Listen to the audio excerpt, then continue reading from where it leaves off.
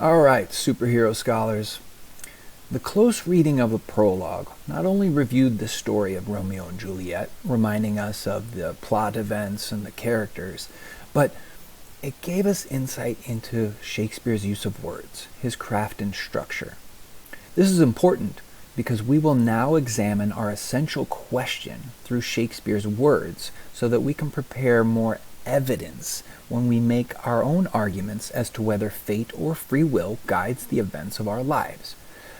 This next step requires that you continue taking notes that will help you answer that essential question at the end of this lesson. Join me at the next slide. It's time to examine how Shakespeare presents the ideas of fate and free will throughout the tragedy of Romeo and Juliet, not just the prologue. So our first investigation looks at the evidence of fate revealed in the play. Watch this video and take notes so that you can understand how Shakespeare brings about this idea of fate and destiny through his play.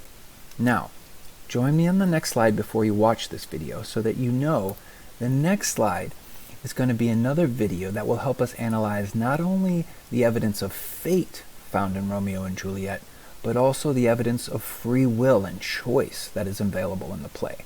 Because if there's an argument, there needs to be at least two sides. So you'll be watching two separate videos and cataloging evidence found in Shakespeare's play that supports both the idea that fate or destiny rules lives, or the idea that free will and choice is the driving power behind lives. Have fun, and I'll see you in a couple slides.